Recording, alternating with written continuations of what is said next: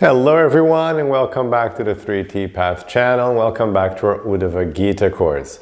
So today we're trying to finish this chapter on the Varna-ashrama system, the Varna and Ashrama system, which is Krishna's suggestion of how society should be organized, how to deal with the different stages of life, student life, married life especially, and then he hasn't gone into the details of what comes after married life that comes in other chapters, but how to deal with married life, how to deal with the attachments that come up. So we're going to be talking about that today. Very important topic, because we create family, we get so attached, and yet yoga is all about detachment, about non-attachment. So how do we deal with that in a family environment? Very important, beautiful verse we'll be seeing today. Anyway, and if you want to see all the previous classes we have already, this is the 98th class in this Uddhava-gita course. Beautiful, long Uddhava-gita, some amazing scripture very few people know about. So make sure you share and enjoy the whole course. And to do that, you just have to become a member of the channel, and the instructions are here in the description of the video. So we are now in the 11th canto, in the 17th chapter, verse 50. Now, Krishna is talking about general instructions for all married people. It's called the Grihastha ashram. One in the Grihastha order of life should daily worship the sages by Vedic study, the forefathers by offering the mantra Swadha, the demigods by chanting Swaha, all living entities by offering shares of one's meals, and human beings by offering grains and water. Thus, considering the demigods, sages, forefathers, living entities, and human beings to be manifestations of my potency, one should daily perform these 5 sacrifices. So of course, this is a practice that I don't personally do, most people don't do anymore, but this was a practice that was upheld for the general populace. Remember, these are instructions. You have instructions. Krishna gives instructions for the general populace, the general Vedic instructions for all people to follow. And then there's the path of yoga, specific spiritual instructions. They're not exactly the same thing. Not all instructions, as Krishna himself says to Uddhava, much earlier, he told him, not all instructions are for everyone. So you have to know how to decide, which ones you're going to follow. So we don't follow these instructions in the path of yoga, but these were general recommendations for people to do if they weren't being yogis. Remember, most people were not yogis. Most people aren't yogis. Yoga is an optional thing for those who want to become enlightened, those who want to achieve spiritual liberation. And most people aren't even thinking about it. They never even consider that's a possibility or something they're even interested in. So it's not for many people. It's only for a tiny minority of people who are interested in spiritual realization. I mean, just see how many subscribers we have on this channel. It is not for everyone, right? So people who are on the path of yoga, they don't perform all these rituals. They don't perform, we don't worship demigods or forefathers. We don't do that because we're now directing our attention fully onto the source of all. Krishna says, those are all my potencies. So we go directly to the potent Lord Krishna. So by worshiping him directly, we forego the need to perform all these other rituals. We don't worship the demigods, and we don't worship the ancestors. We don't have to do different rituals anymore because our attention is now fully immersed in Krishna. We're fully immersed in serving and loving Krishna himself, the source of everything. Again, like he says, my potencies. But anyway, it's nice to see that the general recommendation, society should be organized in a way that people worship sages, so people, so attention is given. Krishna gives these 5 categories. The sages, so, valuing knowledge and wisdom. So worshiping the sages, how? By Vedic study. Very nice. This is like understand that this is important to cultivate wisdom and philosophy and understanding of life. Very important. The forefathers, because I tell people, sometimes people ask me, oh, should we have children? I said, look, people have been having children for millions of years to get up to you, right? I mean, somebody, your parents and your parents had parents, and so, it's been going on since forever to get to you. So we have all this responsibility with all our forefathers, or we wouldn't be here without them. And so one of the things you do have to do, according to the again, not yoga specific, but the general instruction for the yes, you have to have children because, like everybody has had children to get to you. Can you imagine? Just billions of years, people have been, struggling and having children and fighting off enemies just to keep alive enough so that they could also have children to get to you. So now you keep doing it as well. You can't stop now just because it's inconvenient. So you have to keep doing it. So that's one thing. But we have to respect our forefathers and understand, like, wow, let's be grateful, understand what they've done.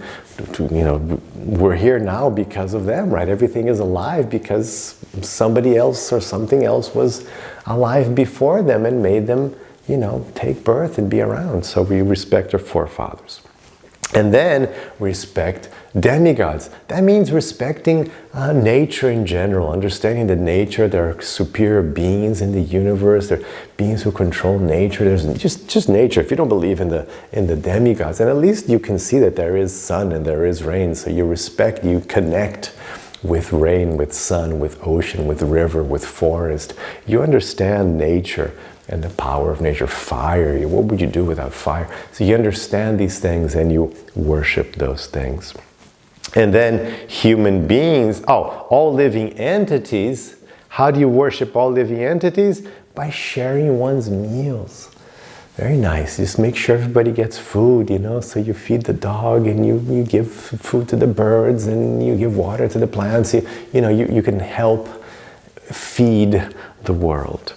And then humans, by offering grains and water. So also, other humans, make sure that they're okay. Make sure at least they have their daily bread and water, grains and water. Make sure everybody's well fed. It's a very nice concept of taking care of the big picture, not just focusing. Because the problem with family life is that we tend to get selfish because it's such a struggle. And you're taking care of yourself, it's already like a big thing. And then you start taking care of your wife and children and husband and father. And it's like, and then the tendency is like to forget the world and get really selfish. So with this mentality, no, stay aware that you're part of a bigger thing.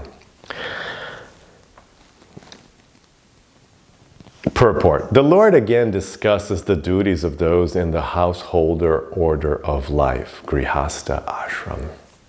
Obviously, the 5 ritualistic daily sacrifices mentioned here are meant for those who are not pure devotees of the Lord and who thus have to counteract their exploitation of material nature by the above-mentioned sacrifices.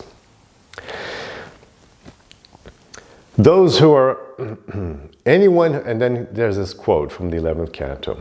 Anyone who has taken shelter at the lotus feet of Mukunda, the giver of liberation, giving up all kinds of obligation, and has taken to the path in all seriousness, owes neither duties nor obligations to the demigods, sages, general living entities, family members, humankind, or forefathers. So this is a verse from this 11th canto from earlier on with this message which you see come up in different places in the spiritual yoga texts. Like once you get onto the spiritual path, then you no longer have these mundane, religious, ritualistic obligations because now you're going to the source of everything.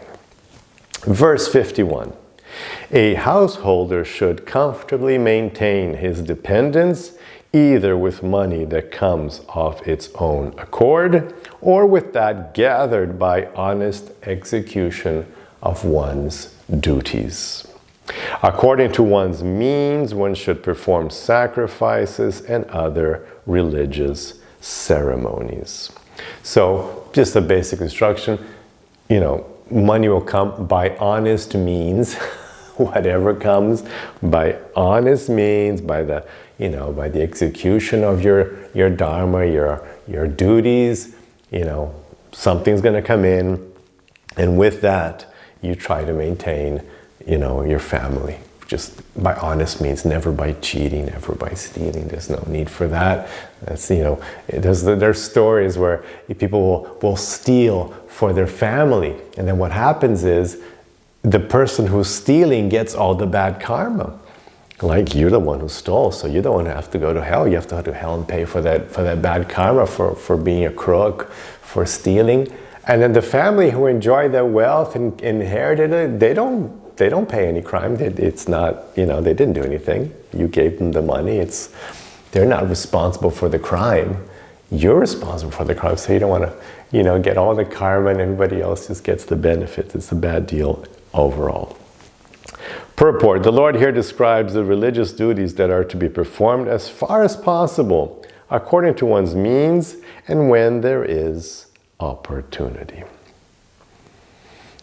Okay, verse 52.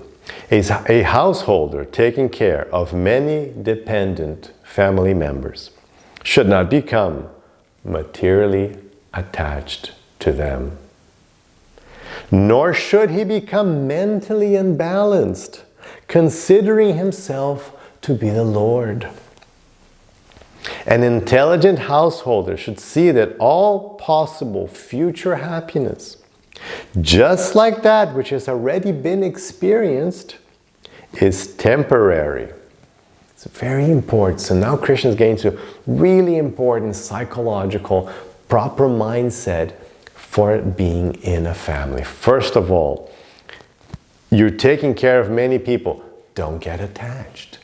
And he's going to explain more of this coming up. Very important. Don't get too attached. It's a duty. Those people in your family, they are eternal souls. It's not your son, your wife, your brother. No.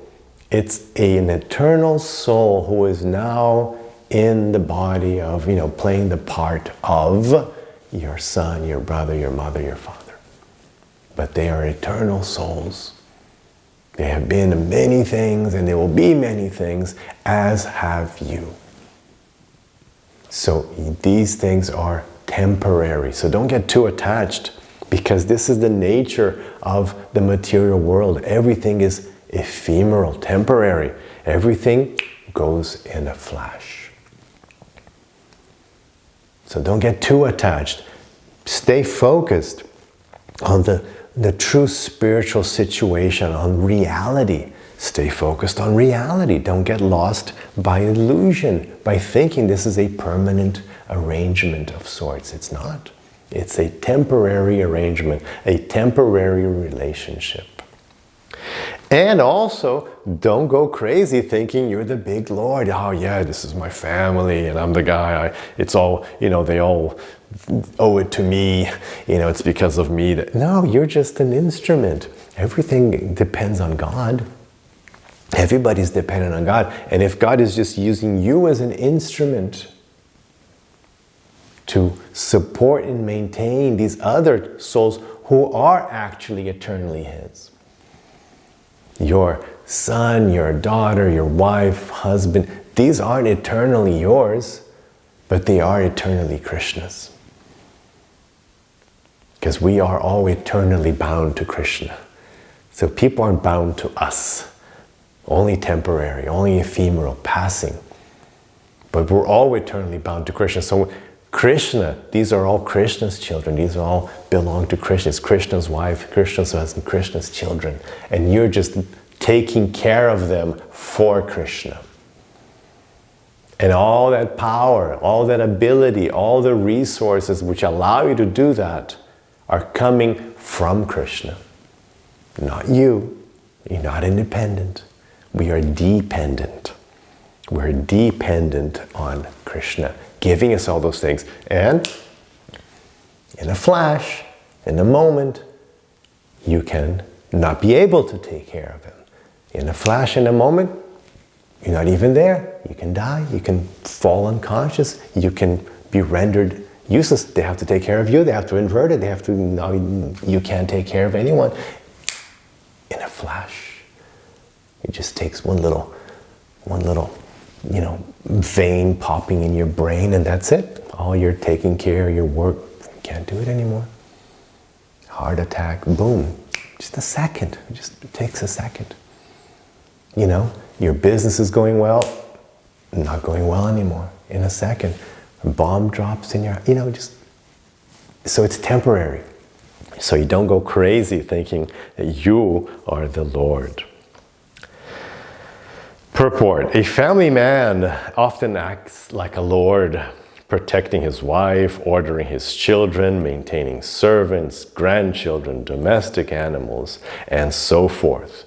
The words na pramadhyet kutumbi api indicate that although one acts like a little lord, surrounded by his family, servants, and friends, one should not, through false pride, become mentally unbalanced, considering oneself to be the actual Lord.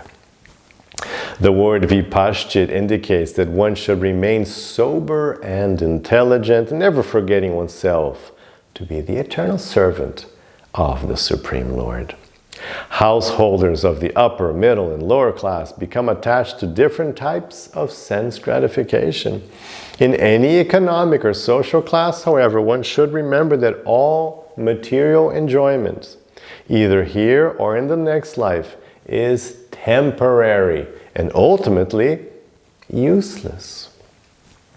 A responsible householder should guide his family members and other dependents back home, back to Godhead, for an eternal life of bliss and knowledge. This is the biggest duty of all. As a family member, if you want to help your family, make sure you help them go back home, back to Godhead. That is your biggest responsibility, your biggest duty of all.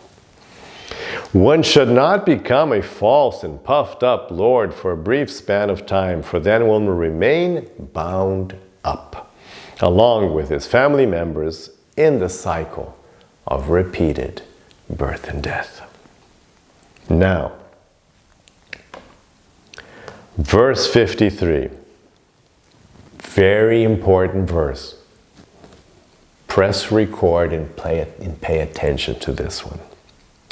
The association of children, wife, relatives, and friends is just like the brief meeting of travelers. With each change of body, one is separated from such associates. Just as one loses the objects one possesses in a dream, when that dream is over. Very powerful, very strong words from Krishna. This will allow you to free yourself of the burden of attachment and be able to love purely. Once you're free from attachment and illusion, then you can properly love. You can properly perform your dharma as father, mother, child, son, whatever. Because now you're free from attachment. You're no longer trying to get something that isn't there, trying to extract something from other people which isn't yours to take. Freedom, attachment gives you freedom to love purely. So listen to this. The association of children, wife, relatives, and friends is just like the brief meeting of travelers. So you travel, you meet people. You've been on planes perhaps. You go on a plane. Plane's packed. There's 200, 300 people there. And aside from the people you walked in with, you probably never saw anyone ever again. You were just there for the flight. And then everybody went off their separate ways, and you'll probably never meet any of them ever again. This is it. Same thing here. You go to a hotel, lots of people stay in the same hotel. And then you meet them, you talk to them. You might have breakfast near them, and how you doing? You go to the pool together. You see them at the beach together or something. And then, vacation is over, and you never see them again. That's what this is. This is what's going on right now. So you're all my family, and you're there, and hey, you put so much effort, right? You're like, so much effort, and working hard, and paying the bills, and taking care, and take to the hospital, and all that drama. So then you tend to get attached. But Krishna says, no, it's just like a medium traveler. He goes further. Look what he says. Just as one loses the objects one possesses in a dream when you wake up from that dream. Think about so last night you were sleeping and you had these things in your dream. I don't remember what I had in my last dream, but you had something, and now where is it? It's gone. There's nothing. It's like, no, but where's that? I was driving a car. Where is that car I was driving in my dream? It's completely gone. It's an illusion. Gone. Same thing here. Oh, my son, my wife. Gone. There is no such thing anymore. Oh, but that soul's now something else. Could be a demigod, could have gone back home, back to God. It could be a tree, a dog, and you're something else. There is no such thing now as, the father and son, and the brother and the mother, and the husband and the wife. There is no such thing anymore. It doesn't exist. It's like the stuff in the dreams. It's gone. It was an illusion which is gone. What does that mean? An illusion that is no longer even there. Because there's an illusion, so look, you didn't see something, there's an illusion. It's an illusion. And then when that illusion is gone, what is that? That's actually nothing. Nothing. Completely gone. Nothing to it. Because the real thing about it, the soul's those aren't the relationships. It's not that person is eternally your son, your husband, your wife. No. So there isn't. That thing doesn't exist. Very powerful verse.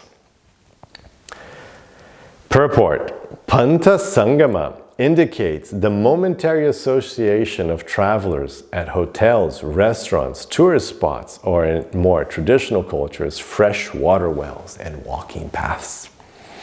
We are now associated with many relatives, friends, and well-wishers, but as soon as we change our material body, we will immediately be separated from all these associates. Just as upon awakening, we are immediately separated from the imaginary situation of a dream. One becomes attached to the sense gratification of one's dream, and similarly, under the spell of the illusory concept of I and mine, we become attached to so-called relatives and friends who gratify our sense of false ego.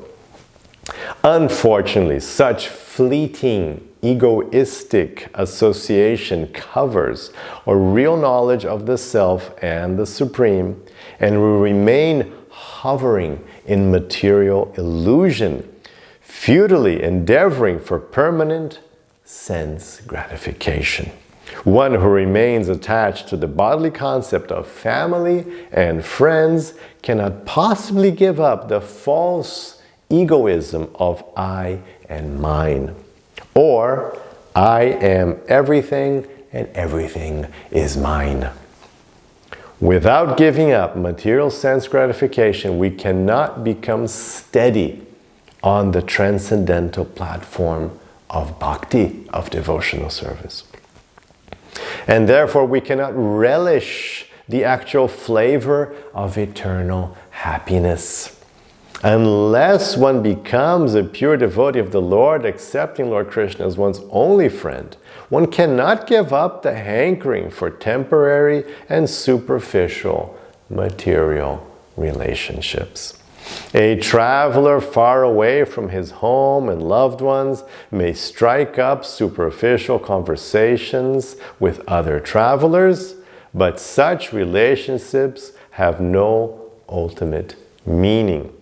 One should therefore revive one's lost relationship with Lord Krishna.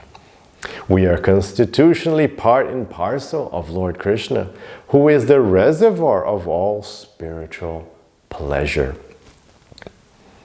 And our original relationship with Him is full of love and happiness.